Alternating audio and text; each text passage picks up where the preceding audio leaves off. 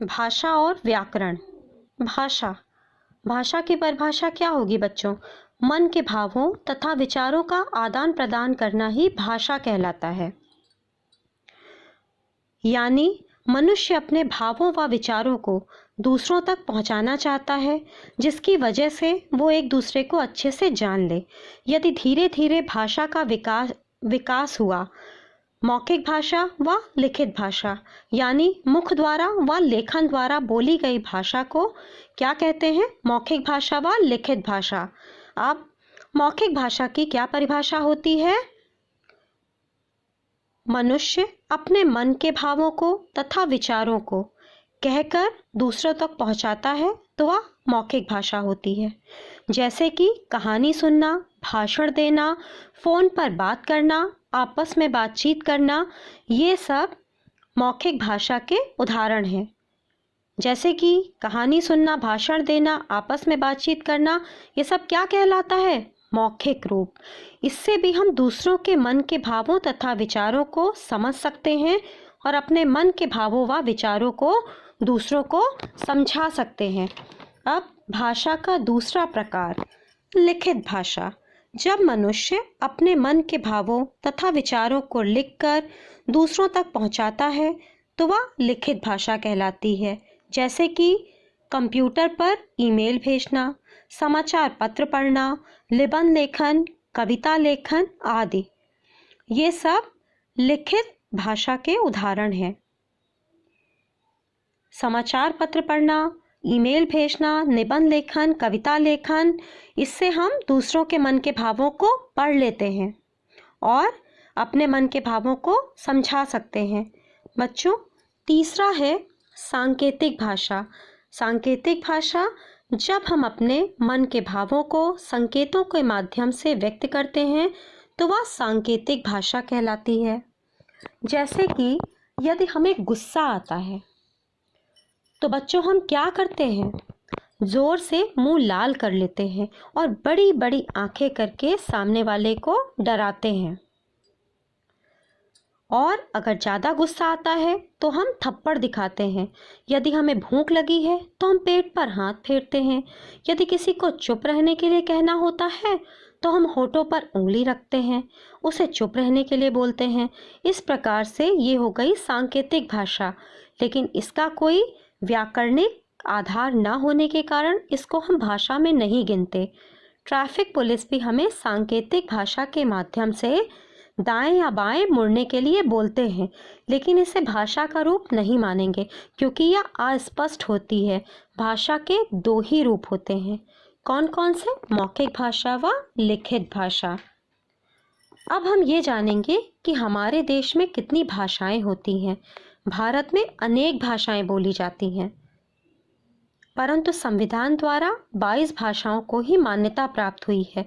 जैसे कश्मीर में कश्मीरी बोली जाती है, गुजरात में गुजराती भाषा बोली जाती है, बंगाल में बंगाली भाषा बोली जाती है, पंजाब में पंजाबी, राजस्थान में राजस्थानी, उड़ीसा में उड़िया भाषा बोली जाती है, केरल में मलयालम बोलते हैं। 14 सितंबर 1949 में हिंदी को राष्ट्रभाषा का दर्जा प्राप्त हुआ। अब हम भाषा के विषय में पढ़ेंगे। भाषा के क्षेत्र व्यापक होता है। भाषा में साहित्य, रचना एवं ज्ञान का संग्रह होता है। भारत में जितनी भी भाषाएं बोली जाती हैं उनमें से 22 भाषाओं को ही सरकार की ओर से मान्यता प्राप्त है। बोली भाषा का क्षेत्रीय रूप होता है। बोली का क्षेत्र बहुत सीमित होता है। बोलियों में साहित्य की रचना प्रायः कम होती है, जैसे पहाड़ी, राजस्थानी, मगधी, ब्रजभाषा आदि। बच्चों, इनका क्षेत्र सीमित होता है, लेकिन भाषा का क्षेत्र व्यापक होता है। यही अंतर होता है बोली और भाषा में। मातृभाषा वह भाषा है जिसे बच्चा अपने परिवार से सीखता व अपनाता है।